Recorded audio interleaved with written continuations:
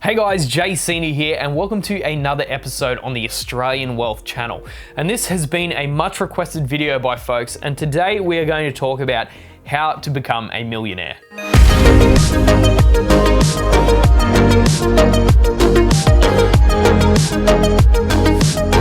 Okay, now this is a goal that a lot of people have that they want to achieve over time. And I believe for the average person, this is very much an achievable goal if you're even on an average wage. Doesn't even need to be an above average wage. So before we get started, please make sure you like and subscribe to the channel.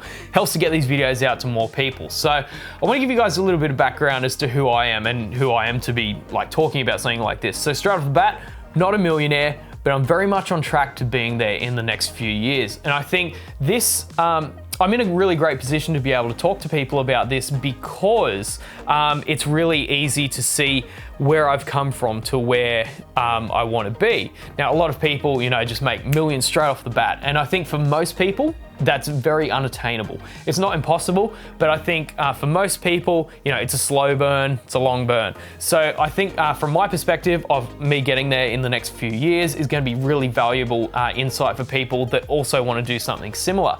So I currently have a net worth of over $400,000. I'm looking to increase to the millionaire level in the next probably 4 years, depending on how things go. Obviously, the world is very crazy at the moment. So I want to talk to you guys about how I'm planning to get there and some of the things that have really helped me over time.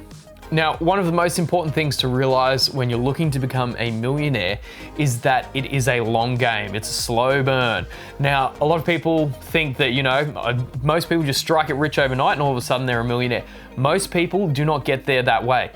The odd person might get lucky on a scratch ticket and they end up winning millions of dollars. Statistically, it's not going to be you. And statistically for me, it's never going to be me because I don't buy lottery tickets. It's a great way to be throwing away money.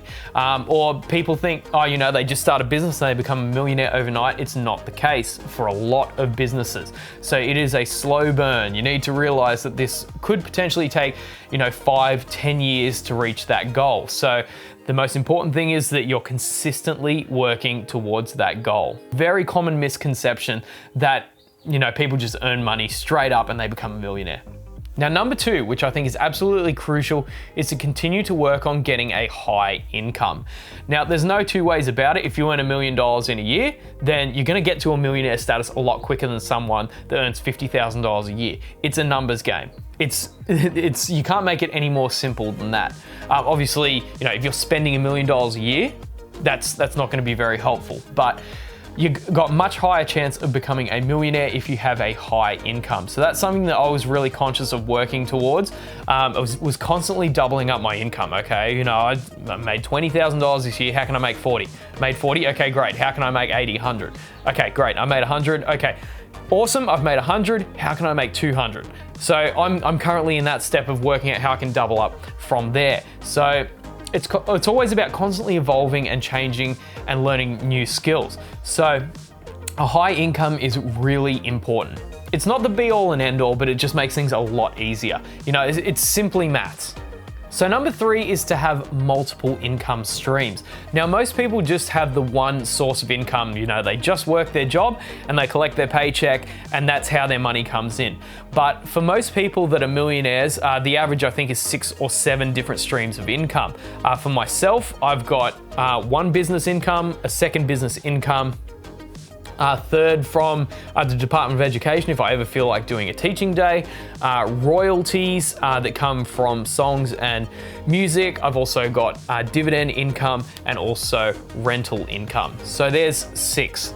And I think the more streams of income that you have coming in, it not only protects you against any external troubles. Let's say you have one business go down, you've got another one that's running, or you can collect a paycheck from somewhere else, or you have investment income that is still coming in. So it's really important that your income is diversified, and that way all of these streams are feeding in, and it's going to be a lot easier for you to reach that millionaire status.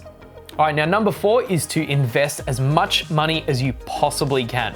Now, this means keeping your expenses on the lower side, and I think this is really important to setting yourself up for later in life.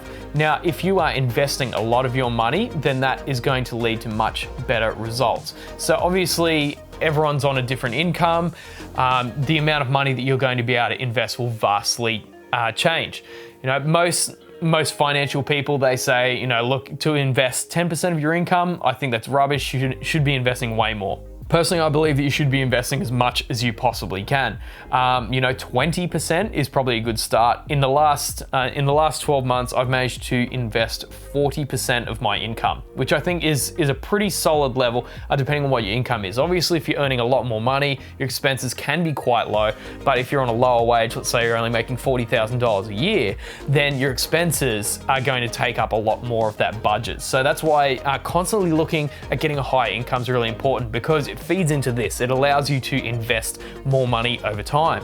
So when it comes to investing, you know, obviously people can get stupid rich by making stupid investments that just happen to pay off at the right time. But of course, this is a long game. You know, you make a stupid investment, you might make a lot of money, and then you do another stupid investment and you lose it all. We've seen so many examples of that online. In particular, Wall Street bets. If you guys have ever seen that on Reddit, wow, that is a place where I've seen some crazy things happen. So, but for most people, you know, looking at investing in an index fund or getting an investment property and then starting to leverage off that is a great way to go to start generating more wealth. Now, number 5 is don't spend money on stupid things. Look, it's really easy to spend money in this world. You know, there's a lot of different things you can buy. There's a lot of people looking for money. So it's really important that you have the self-control to go, no, I don't actually need that. I can take that money, that $1,000, that $2,000 that I was going to spend on that, I'm going to invest it instead. And next year, that's going to make me more money, and then it's going to make me more money and more money. And then over time, once you have built up your asset base, you can have your investments pay for those things that you want. So that's the step that I think a lot of people miss, is you make the money and then you invest and then you get the things. Most people just make the money, then get the things. No, make the money, invest, then get the things. Very important. All right, and the final one to becoming a millionaire, and this is the way that most people have become a millionaire, is to make sure that you are not afraid of taking out good debt. Now, what I mean by that is debt that is going to make you money.